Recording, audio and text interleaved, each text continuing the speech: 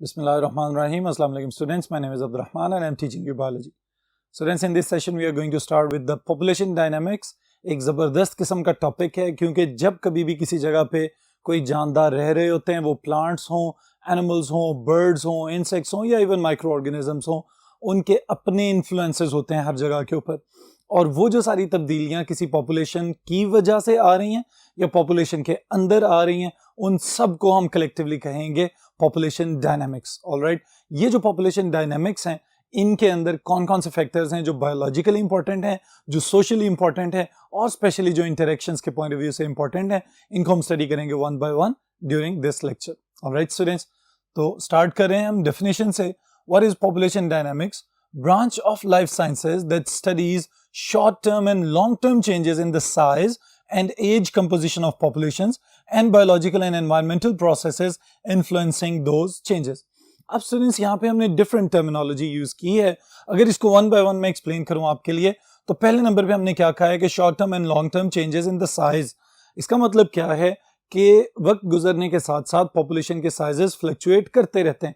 कभी वो छोटी हो जाती है पॉपुलेशन, कभी पॉपुलेशन एक्सपैंड हो जाती है। इसी तरह से उस पॉपुलेशन के इन्फ्लुएंसेस भी। फिर साथ जिक्र किया गया है यहाँ पे age composition of the population.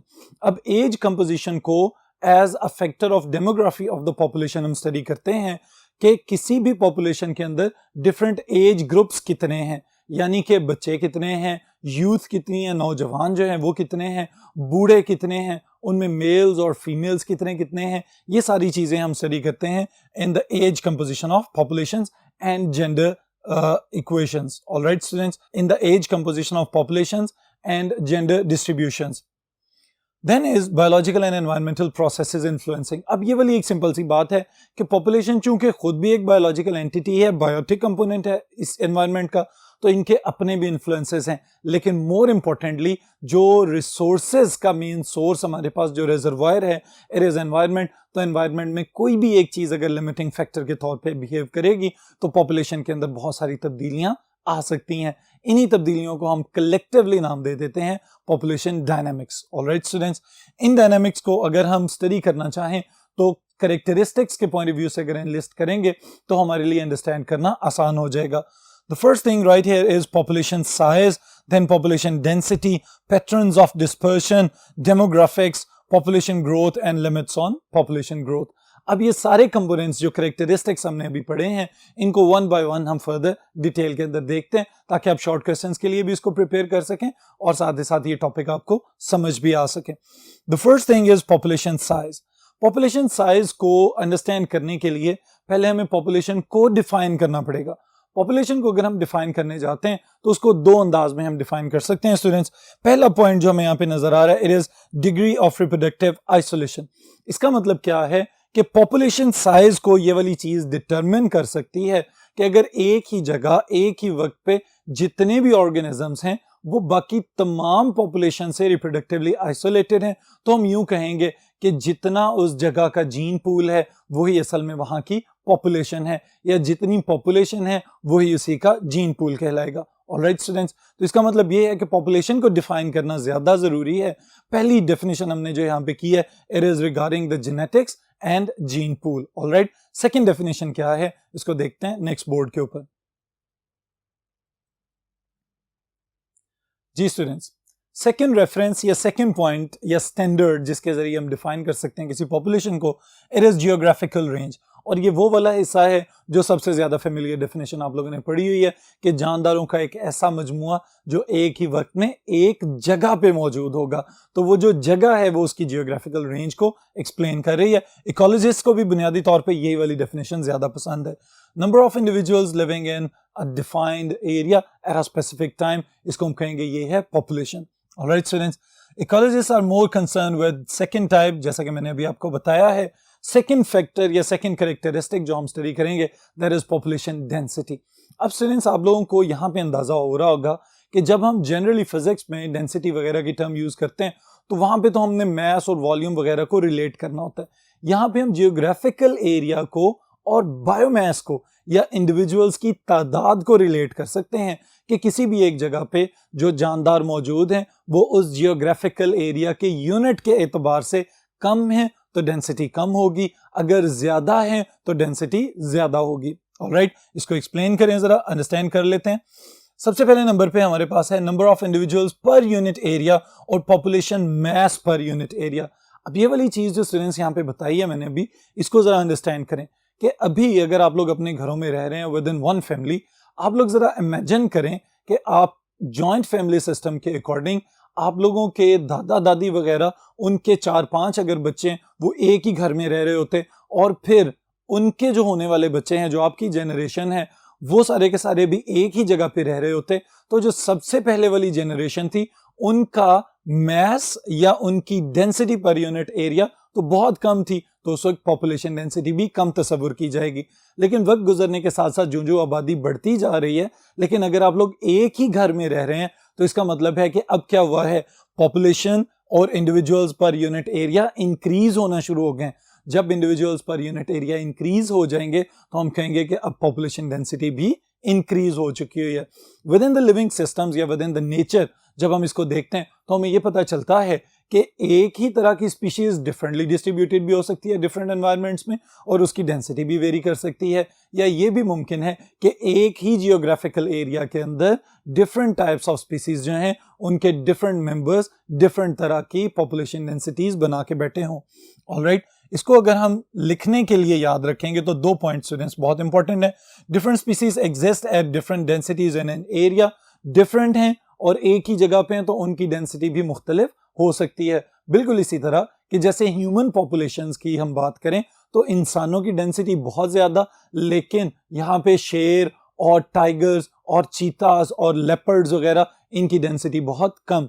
लेकिन साथ ही अगर हम अमेज़न जंगल में चले जाएं तो हमें पता चलेगा कि वहां पे एनिमल्स की डाइवर्सिटी बहुत ज्यादा है, उनकी डेंसिटी वहां पे ज्यादा होगी, लेकिन इंसानों की density as compared to cities और मेट्रोपॉलिटन सिटीज वहां पे बहुत कम होगी। तो ये वाली वेरिएशन आप लोगों ने याद रखनी है। Then we can say similar species exist at different densities in different areas. ये जो भी मैंने ह्यूमंस की एग्जांपल आपको दी है। Alright students, then the next factor is population distribution. अब ये एक बहुत इंपॉर्टेंट फैक्टर है स्टूडेंट्स। आमतौर पे जो इंसान है वो अपनी अक्ल इस्तेमाल करते हुए बेहतरीन रिसोर्सेज वाली जगह पे कॉलोनाइज हो जाते हैं। ऑलराइट, लेकिन अगर हम नेचुरल डिस्ट्रीब्यूशन की बात करें तो डिफरेंट इंडिविजुअल्स डिफरेंट कॉम्बिनेशंस बनाते हैं। वो जो कॉम्बिनेशंस बना रहे हैं उनको हम यहाँ पे अंडरस्टैंड करते हैं। अभी individual members of a population distributed over a geographical area is known as population distribution. अब इस पॉपुलेशन डिस्ट्रीब्यूशन को हम किस तरह से आसानी से अंडरस्टैंड कर सकते हैं? पहली चीज हमारे पास है क्लम्प्ड डिस्ट्रीब्यूशन और अट्रैक्शन, यानी बहुत सारे जानदार किसी एक जियोग्राफिकल एरिया में मौजूद हैं, लेकिन छोटे छोटे क्लम्प्स बना के, छोटे छोटे ग्रुप्स बना के इकट्ठे रहना शुरू हो जाएं तो उसको हम कहेंगे this is a type of clumped distribution. Alright, इसकी बेहतरीन एग्जांपल आपकी बुक में दी गई है कि अगर बांस के पौधों को हम देखें तो ग्रुप्स की शक्ल में ग्रो करने को प्रेफर करते हैं एज कंपेयर टू के इंडिविजुअल प्लांट एक एक स्टेम के थ्रू ग्रो करता चला जाए। सेकेंड चीज जो हमें नजर आ रही है students, it is uniform distribution. उसके नाम से पता चल रहा है, इसको हम रिपल्शन की प्रॉपर्टी के साथ एक्सप्लेन कर सकते हैं कि है क्या ये यूनिफॉर्म डिस्ट्रीब्यूशन। इसका मतलब है कि हर इंडिविजुअल या एक मखसूस ग्रुप ऑफ इंडिविजुअल्स दूसरे इंडिविजुअल या मखसूस ग्रुप ऑफ इंडिविजुअल्स को एक खास हद तक रिपेल करेगा, जिसकी वजह से वो यूनिफॉर्मली डिस्ट्रीब्यूट हो जाएंगे with in the same geographical area. Alright students, then we have the third type of population distribution. It is known as random distribution. अब उसके नाम से पता चल रहा है रैंडम है, इसको अट्रैक्शन से या रिपल्शन से कोई खास फर्क नहीं पड़ने वाला। अब चूंकि इस पे कोई असर ही नहीं हो रहा तो जहां चाहे ज्यादा इकट्ठे हो जाएं, जहां चाहे कम हो जाएं, इस वजह से इसको हम कहते हैं it is random distribution. Alright students, इसी के तहत बहुत सारी स्पीसीज दुनिया में डिफरेंट हैबिटेट्स को ऑक्यूपाई करते हैं और फिर with the passage of time origin of species का बायस भी बन सकते हैं। Alright students, then we have the next attribute, it is population growth. Simplest case of population growth is that which occurs when there are no limitations on growth within the environment. अब students ये बड़ी simple सी बात है कि हमारे पास जो populations grow कर रही हैं वो तो एनवायरनमेंट का बायोटिक फैक्टर है, लेकिन साथ ही साथ वो इंटरेक्ट कर रहे हैं विद द एबायोटिक फैक्टर। तो जो नॉन लिविंग सब्सटेंसेस हैं वो भी जानदारों को मुतासिर करने की सलाहियत रखते हैं। अब इसकी मिसाल हम यूं ले लेते हैं कि अगर किसी पॉपुलेशन को मुकम्मल आज़ादी दे दी जाए कि भाई ग्रो करना है तो करते चले जाओ, लेकिन उनके न्यूट्रिएंट्स रोक दिए जाएं उन्हें बाकी तो रिप्रोडक्टिव आज़ादी दे दी जाए लेकिन उनकी खुराक बंद कर दी जाए। तो अब इस केस में क्या हुआ कि एनवायरमेंटल इन्फ्लुएंस आ गया और न्यूट्रिएंट्स उनके लिमिटिंग रिएक्टेंट्स बन गए। तो ये है एनवायरमेंटल लिमिट्स। अगर एनवायरमेंटल लिमिट से आज़ाद होंगे तो फिर तो जितनी मर्जी आबादी बढ़ाते चले जाएं, लेकिन एनवायरमेंटल लिमिट्स या abiotic factors of the environment वो इसको कंट्रोल करने की सलाहियत रखते हैं।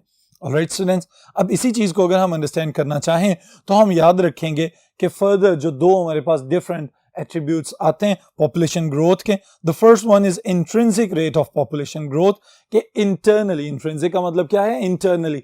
अगर पॉपुलेशन खुद से ये तय करे कि मैंने कितनी स्पीड में रिप्रोड्यूस करना है विदाउट एनी लिमिट्स, तो फिर तो एक्सपोनेंशियल ग्रोथ हमें होती नजर आ सकती है।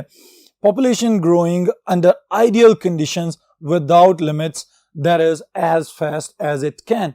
इसका मतलब क्या है कि खुराक की भी फरावानी है, ऑप्टिमम टेम्परेचर्स भी मिल रहे हैं, ऑप्टिमम क्लाइमेटिक कंडीशंस भी मिल रही हैं। अब प्रोड्यूसर्स हों या कंज्यूमर्स हों, कोई भी जानदार होगा वो अपनी पॉपुलेशन के अंदर बेहतरीन अंदाज में रिप्रोड्यूस करता हुआ नजर आ सकता है। ऑलराइट, नेक्स्ट फैक्टर जो है उसको नेक्स्ट बोर्ड के ऊपर देखते हैं। जी स्टूडेंट्स, अब चूंकि हमने इसको मैक्सिमम पॉपुलेशन डिस्ट्रीब्यूशन का या पॉपुलेशन ग्रोथ का फैक्टर कहा है, तो इस हवाले से इसे आमतौर पे सिंबॉलिकली रिप्रेजेंट किया जाता है आर मैक्स के अंदर। आर मैक्स किन किन फैक्टर्स के ऊपर डिपेंडेंट है, इनको भी हम साथ ही साथ देख लेते हैं। The first thing is life history features, age at beginning of reproduction, यानी जब रिप्रोडक्शन का आगाज हुआ था किसी पॉपुलेशन के अंदर, उस वक्त रिप्रोड्यूस करने वाले इंडिविजुअल्स की एज क्या थी। इसका मतलब है कि हम इस बात से रिप्रोडक्टिव पोटेंशियल का अंदाजा लगा सकते हैं। सेकेंड चीज जो हमारे पास है students, it is number of youngs produced, कि कितने ऐसे जानदार हैं जो मिसकैरेज या एबॉर्शंस वगैरह के प्रोसेसेस से बच के बड़े हुए, जवान हुए और रिप्रोड्यूस करने के काबिल हो सके। ऑलराइट स्टूडेंट्स, फिर उसके बाद यंग सर्वाइवल रेट, के जो जवान हुए और फिर बचे भी रहे, ऐसा नहीं हुआ कि वो किसी कुदरती आफत की वजह से उनकी डेथ हो गई। इसमें हम ह्यूमंस को सिर्फ शामिल नहीं करते बल्कि तमाम टाइप्स ऑफ इंडिविजुअल्स या तमाम different types of species with in a geographical range, इनको इंक्लूड किया जा सकता है। ऑलराइट स्टूडेंट्स, फिर जो हमारे पास अगली चीज आ रही है, that is exponential growth of the population. अब पॉपुलेशन ग्रोथ का ये वाला जो एट्रीब्यूट है स्टूडेंट्स, ये ह्यूमंस के ऊपर उस तरह से अप्लाई नहीं होता जैसे कि लोअर ऑर्गेनिजम्स के ऊपर या प्लांट्स के ऊपर स्पेशली हो सकता है। और ये क्या है, population size at a given time is equal to the population size at an earlier time times some greater than one number। अब इसका मतलब क्या है, इसके लिए आप मिसाल समझेंगे तो आपको फौरन आइडिया होना शुरू हो जाएगा।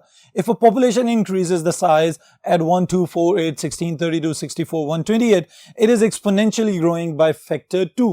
अब आपको समझ आएगी स्टूडेंट्स कि कोई भी ऐसा जानदार जो रेप्लिकेट करे या रिप्रोड्यूस करे तो 2 और 2 से 4 और 4 से 8 कॉपीज में डिवाइड होता चला जाए या रिप्रोड्यूस करता चला जाए, इसको हम कहेंगे एक्सपोनेंशियल ग्रोथ पैटर्न। और एक्सपोनेंशियल ग्रोथ के लिए भी ये बात याद रखिएगा, there should be no limits from the geographical zones और द क्लाइमेटिक कंडीशंस, किसी किस्म की कोई लिमिट नहीं होनी चाहिए।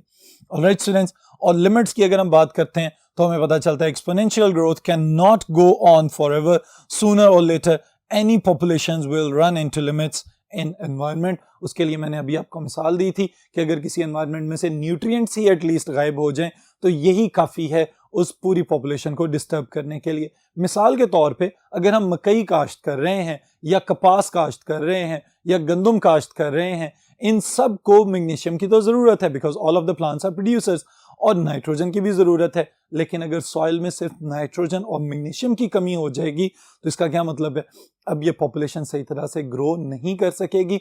अगर पॉपुलेशन के इंडिविजुअल्स ग्रो नहीं कर रहे तो अल्टीमेटली क्या होगा कि वो जो पॉपुलेशन ग्रोथ में हमें एक एक्सपोनेंशियल पैटर्न नजर आना था, अब वो भी नजर नहीं आ सकेगा।